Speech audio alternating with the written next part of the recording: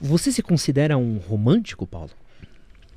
Eu acho difícil a gente pensar nesse termo, né, romantismo, porque a gente olha o romântico como se fosse um sonhador e que nada vai satisfazê-lo, porque tudo é uma ideação da realidade. Quando a gente pega, por exemplo, escritores românticos brasileiros, né, você pega Álvares de Azevedo, você pega todos os caras da geração dele, eram caras que, vamos resumir, tinham menos de 30 anos, malemar tinham 20, tinham vidas boêmias, festejavam quando pegavam tuberculose e morriam virgens.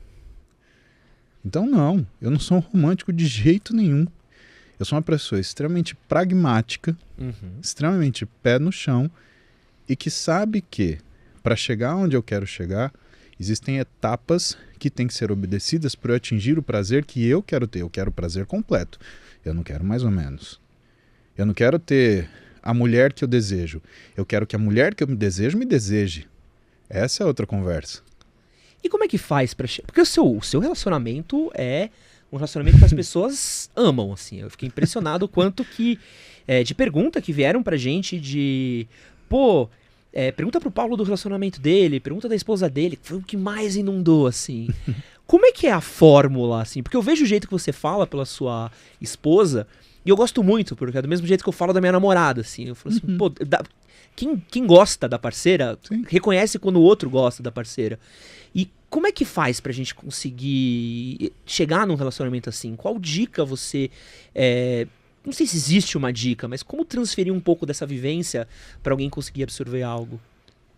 Sabe, é o que tem valor para você, Edson. Eu fico curioso porque as pessoas hoje, elas desaprenderam a se relacionar. Total. Elas vão buscar pessoas que elas não gostam para não ficarem sozinhas. Acabam tendo relacionamentos vazios, que as fazem sentirem sozinhas e que muitas vezes acidentalmente geram crianças que vão crescer num ambiente de relacionamentos vazios, sentirem-se sozinhas, ficarem revoltadas, terem ambiguidades emocionais geradas por um sistema tóxico de crescimento e que serão pessoas que a gente vai se relacionar no dia a dia.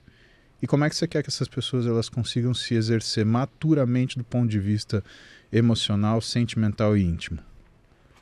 E cada vez mais isso aconteceu. Então, eu acho que as pessoas elas precisam aprender a se relacionar, na verdade. E precisa aprender, né, a ficar adultinho e gostar de uma pessoa, né, e saber qual é essa satisfação. Veja, um exemplo bem chulo. Tem gente que gosta da relação sexual e tem gente que só quer chegar no final. Quando você junta pessoas que têm essa opinião diferente, não dá certo. Tá? Aqui a gente só está falando de intimidade. Agora, quando você junta duas pessoas que querem ter ou a relação sexual ou duas pessoas que querem só chegar no final, a coisa funciona, porque ninguém está mentindo para ninguém. A ideia é, primeiro, saiba o que você quer. Você quer uma superficialidade? Então, primeiro, busque alguém que queira superficialidade e não reclame por conta disso. Você quer um relacionamento? Então busque alguém que quer um relacionamento. E não reclame as dificuldades do relacionamento. As duas coisas têm dificuldades. Mas esse é um ponto bom que você tocou, e que é uma coisa que a gente fala muito aqui no canal, que é essa questão das dificuldades do relacionamento. Porque a gente tem hoje eu sinto pelo menos, uma baixa resistência à frustração. É algo muito forte. Talvez pela facilidade da vida moderna, talvez por causa de mudanças de dinâmicas de relacionamento. Quantos anos você está com a sua esposa? Eu conheço a Beta desde os 13, eu tenho 43, então eu conheço ela há 30 anos. A gente namorou desde os 18, então tem uma história comprida. E, dentro de um relacionamento, tem dinâmicas que mudam. Tem momentos que vocês dão leve desencontradas, tem atritos, tem momento que você chega às vezes e fala assim, puta, será que é isso que eu quero, que eu não quero? Mas também tem um processo do, pô, eu gosto disso, eu gosto daquilo. Eu vou engolir um sapo hoje porque eu sei que essa briga eu não preciso ganhar.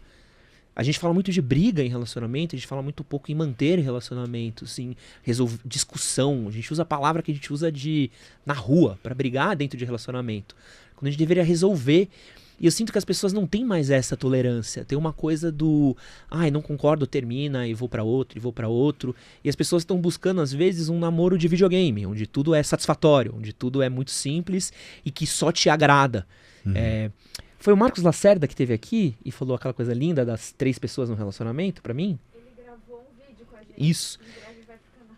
Tem um cara incrível, que acho que você ia gostar bastante, chama Marcos Lacerda, e ele falou pra mim uma coisa que me pegou muito forte, assim, que eu carreguei pro meu relacionamento, que tem 3 pessoas no relacionamento. Tem você, seu parceiro ou sua parceira, e vocês 2. Faz sentido.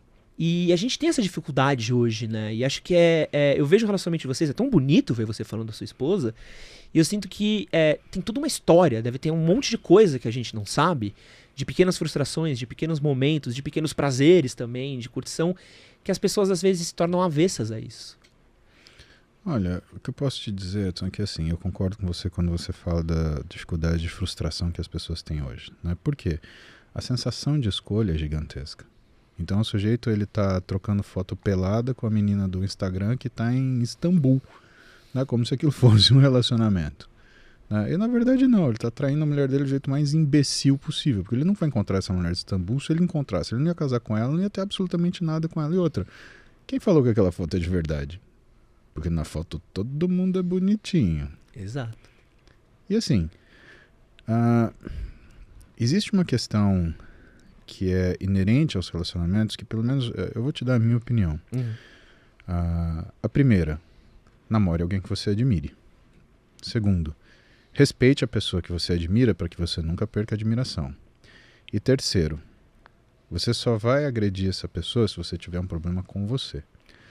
Entenda, não é um esforço você interromper uma briga se você está bem com você mesmo. É um esforço quando você, de forma reativa, entrega um mal-estar seu para essa pessoa. Eu te falei, eu sou um cara pragmático. Né? E eu, para algumas coisas, eu tenho uma memória emotiva muito ruim. Então eu ressinto a Roberta de cada dia que ela ficou longe de mim, desde que a gente se separou até o dia que a gente voltou. O que eu posso fazer? Isso é verdade. Agora, eu aceito isso dentro de mim e eu aceito essa imperfeição. A única coisa, eu não me identifico com ela. Né? E por que eu não me identifico? Porque com quem que eu fui trabalhar isso? Eu fui trabalhar com ela. E aí a Roberta, ela sentou comigo e falou, Paulo, imagina o seguinte, quando a gente começou a namorar, eram as pessoas, não eram os momentos. Depois disso, eu passei uma dezena de dificuldades, você passou uma dezena de dificuldades e a gente ficou absolutamente pronto um para o outro. Talvez, se a gente tivesse passado essas dificuldades juntos, nós tivéssemos nos separado. E a tua história com outra pessoa que você conheceu, ou a minha história com outra pessoa que eu conheci, poderia ter sido eu e você. E a gente nunca teria isso que a gente tem hoje. Eu falei, touché, ganhou. Então a gente tem muito conteúdo no nosso relacionamento de conversas dificílimas que a gente teve, né, em relação a dificuldades relacionadas à vida. Então, por exemplo, na época que a gente voltou a se conversar, Edson, eu dava 3, às vezes 4 plantões por semana. Nossa. Eu tinha um fixo de 24 horas no sábado, um variável no domingo, 24 horas.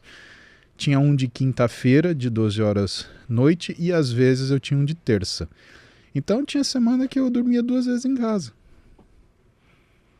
Quer dizer, imagina uma menina de 28 anos namorando um cara de 27, 26, namorando um cara que dormia 2 vezes por semana em casa. O que você acha que as pessoas falavam para ela? Não tá te atendendo? Tá com outra. Esse cara é louco, ele vai pra gandaia.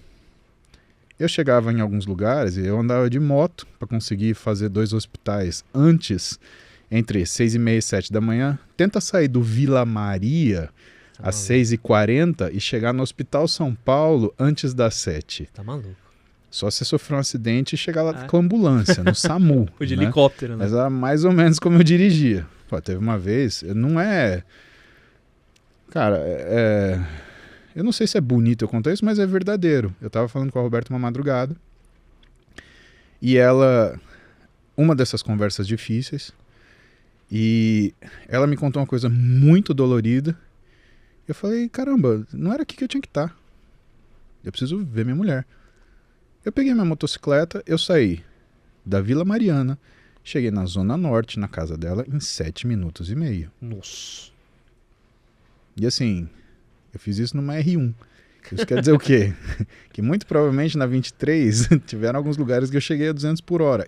E pasme, teve um amigo meu que me viu e falou, cara, eu vi um demônio numa moto vermelha com a capa branca voando. Era tu? Eu falei, ó, não nego nem desnego, não nego nem confirmo. Né? Mas assim, a gente faz algumas coisas, eram caminhos que eu sabia muito bem, então, imagina, eu fiz muita coisa impulsiva, muita coisa no sentido de resolver dores imediatas, né?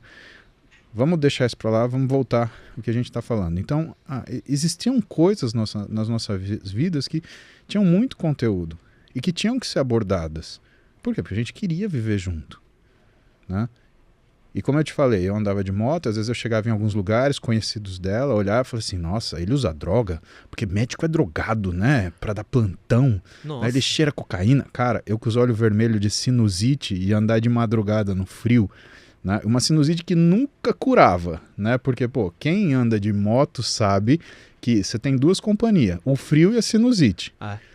Edson, e eu chegava no lugar, fungando, olho vermelho, cara, só faltava fazer assim, né? Tá cheirado esse maluco aí. E nada, cara, sem dormir, no frio, poluição, cara, às vezes minha cara ela ficava preta por causa só sobrava o olho que dava pra ver, de tanta fuligem que tinha na minha cara. E eram coisas que a gente tinha que enfrentar. E que ela enfrentava do meu lado, porque as pessoas me julgavam sem saber absolutamente nada do que era a minha vida, né? Ela tinha que ouvir isso, ao mesmo tempo ela não podia reagir, porque né, não tinha como. Imagina se ela trouxesse esse conteúdo pra mim e falasse. Ela me conta essas histórias, né, hoje, porque senão eu ia falar alguma coisa para essas pessoas, né? Eu não sei se eu te contei, mas eu sou meio mal educado. Né? Eu sou, às vezes, intempestivo demais. Então, na verdade, aquilo que a gente procura, né, sincronizar no relacionamento é entender essas dificuldades e tratar delas de uma forma madura, sabendo que quando você tem uma briga, você só vai agredir outra pessoa se você tiver um conteúdo seu que você vai fazer mal para ela. Agora, se você tem um conteúdo seu, o problema é seu. A gente tem essa facilidade que é de descontar na pessoa que está do nosso lado. Cara, em determinadas situações, a gente entende. Mas pensa, você tem recém-casados, tá?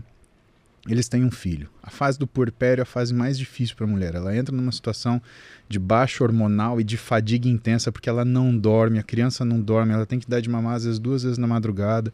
Coisa que assim, só quem é mãe sabe o que é, tá? E aí o sujeito espera o quê? Que quando ele volte para casa, tarde, ela esteja de baby doll esperando ele com um sorriso. Não vai estar, ela vai estar igual a Dona Florinda, com o humor da bruxa do 71 e com a mágica das garras da Malévola esperando para fincar nas costas dele. Então você é homem, cara, então você tem que entender isso. Se você não gosta disso, você tem que casar com outro homem, porque o homem não engravida e não tem filho. Você tem que saber o que você quer na vida. Né? E mesmo com outro homem vai ter dificuldade também, né? Também vai ter, porque eles vão competir em alguma coisa. Se bem que eu li um estudo de um cara muito legal, que ele fala que o casamento ideal seria os casamentos homossexuais, porque eles não disputam domínio e eles têm interesse pela mesma coisa. É curiosíssimo isso. Eu olhei e falei assim, cara, será que esse cara tem razão, velho? Aí eu pensei em casar com meu cunhado e aí ficar com a minha mulher, né, à distância pra não encher o saco dela. Porque, cara, ou coisa que enche o saco de mulher que é homem, né, cara? Impressionante. Meus parabéns a toda mulher heterossexual. Verdade. Porque, aliás, cara, hoje, Dia Internacional das Mulheres, parabéns por nos aguentarem. Muito obrigado por nos aguentarem. Sabemos que nós somos terríveis e que às vezes a nossa mera presença ou a lembrança da nossa existência é capaz de tirar as senhoras e senhoritas do sério. Roberta, eu amo você, eu só te provoco porque é a coisa mais gostosa da minha vida. Amo de paixão, coração. Um beijo pra você.